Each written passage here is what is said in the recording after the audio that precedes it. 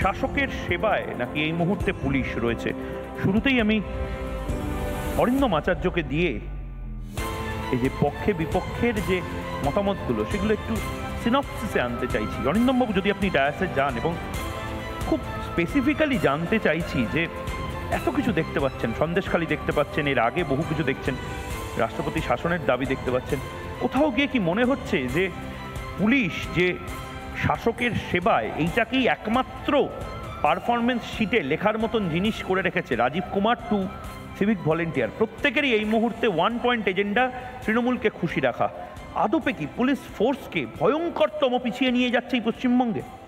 অরিন্দমবাবু, আজকে আপনাদের যে অনুষ্ঠানটা হচ্ছে সেটা হচ্ছে কি, আপনারা লিখেছেন আজকের পুলিশ শাসকের সেবায় নাকি জনতার সহায়।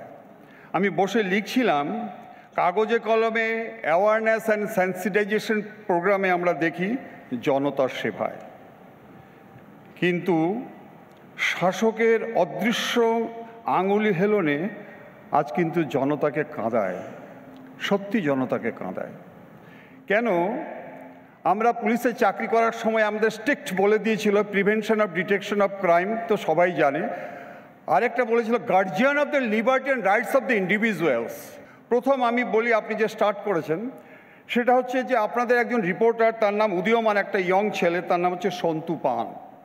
এটা নিয়ে হাইকোর্টের আপনার অবজারভেশন সেদিন টিভিতেও আমি বলেছি, বিভিন্ন জায়গায় বলেছি। আমি বিচারক মিস্টার কৌশিক চন্দ্র ব্যাপারটা যাচ্ছি না। আমার যেটা খারাপ লেগেছে, বিং এ পুলিশ অফিসার, আমার এক্সপেরিয়েন্স থেকে বলছি, আমার যেটা খুব খারাপ লেগেছে সেকশন হচ্ছে কি 447 and 448। What is this?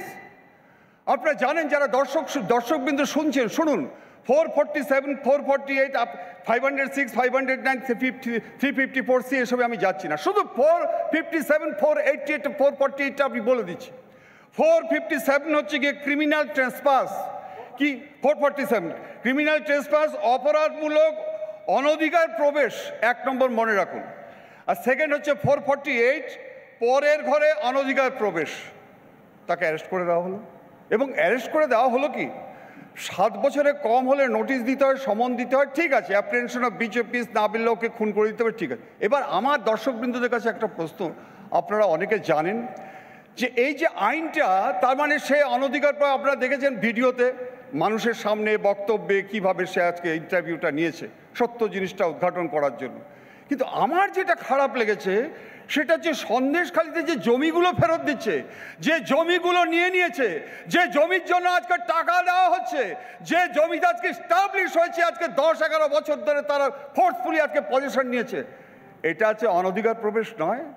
তাহলে আজকে এই যে এত বড় একটা মাফিয়া চক্র দীর্ঘদিন ধরে চলছে, তার জন্য ওখানকার অ্যাডমিনিস্ট্রেটিভ পয়েন্ট অফ ভিউ থেকে যারা ছিলেন, বাইফার্কেটিং করে আজকে হচ্ছে নর্থ 24 পরগনায় আজকে একটা ডিস্ট্রিক্ট করেছে, ওখানে এসপি আছে, ডিআইজি বদলি হয়েছে, ঠিক আছে, ডিআইজি বদলি হয়ে গেল, 39 জন বদলি হয়ে গেল, সেটা তো পরের কথা। দীর্ঘদিন ধরে আজকে যে অপরের জমিগুলো দখল হচ্ছে, আজকে সন্তু পান বলে একটি ছেলেকে instantly in the twinkle of N I তাকে অ্যারেস্ট করা হলো, তাতে 3 দিন পিসি নেওয়া হলো। কিন্তু দীর্ঘদিন ধরে যে আজকে তারা নিচ্ছে, দীর্ঘদিন ধরে যে আজকে গণতন্ত্রকে হত্যা করছে, মার্ডার অফ ডেমোক্রেসি, তার জন্য প্রশাসন কোথায়? এইবার আমি আপনাকে একটা খুব ভাইটাল পয়েন্ট, মনুয়া, আপনারা জানেন যে বারাসাতে মনুয়া বলে মেয়েটির আজকে যাবজ্জীবন জেল হয়েছে। কেন? তার স্বামী, দুজনে মিলে স্বামীকে হত্যা করে। ও মনুয়া যেহেতু পার্টি করে না, যেহেতু আজকে শাসক দলের নেই, তাদের 2 বছরের মধ্যে তার আজকে শাস্তি হয়ে গেল। তার মানে এখন দেখা যাচ্ছে পার্টি করো, পার্টি করলে পার্টি মানে একদম নির্দিষ্টভাবে তৃণমূল করো। হ্যাঁ, পার্টি না, নির্দিষ্টভাবে বলুন তাহলে তৃণমূল করে। হ্যাঁ, আমি তাই বলছি না, আমি বলছি মনুয়া যেহেতু পার্টি করে না, তার লাভার যেহেতু একটা হাই সেকেন্ডারি পাস, সে যে পার্টি করে না, তার তার ফাঁসি দিয়ে দিল, 10 বছর জেল হয়ে গেল। একদম সময় শেষ। একদম আমি অনুরোধ করব সত্যজিৎ বন্দ্যোপাধ্যায়, আপনাকে অনুরোধ করব, এবং সব থেকে যে বড় বিষয়, এত অভিযোগ শুধুমাত্র যে এই সন্দেশখালি নয়, আমরা বকটুয়ের সময়ও একই অভিযোগ দেখেছিলাম, তাই তো ময়ূক? সেখানেও সাধারণ মানুষ কিন্তু একই অভিযোগ করেছিল যে পুলিশ প্রশাসনের দ্বারস্থ হওয়ার পরেও তারা কোনো নাকি সুরাহাই পাচ্ছেন না, তাদের পুলিশ প্রশাসনের কাছে গেলে তারা কোনো রকম কোনো সুবিধে পাচ্ছেন না। আচ্ছা, তাহলে রক্ষকই যদি ভক্ষক হয়, তাহলে সাধারণ মানুষের পাশে দাঁড়াবেটাকে? সাধারণ মানুষের পাশে কারা আছে? আজ এখানে যদি একটা আইন শৃঙ্খলা পরিস্থিতির অবনতি ঘটে, আমি নিশ্চিত যে মধুকল্পিতা বা ময়ূক আপনারা পুলিশকেই ডাকবেন। পুলিশের ওপরে সাধারণ মানুষের ভরসা আছে। রাজনৈতিক দলগুলো বলার চেষ্টা করছে, বিরোধী রাজনৈতিক দল, যে মানুষ পুলিশকে ভরসা করে না। আমি একটু এখানে আপনাকে থামাবো। আমরা যতবার পৌঁছে গিয়েছি সেখানে কিন্তু সাধারণ মানুষ এই অভিযোগটাই করেছেন যে পুলিশ প্রশাসনের দ্বারস্থ হলে কিছুই। আমি ভাস্করবাবুকে বিনীতভাবে একটা কথা বলবো, সন্দেশখালীর ওই মা বোনেদের কি পুলিশের উপর ভরসা আছে?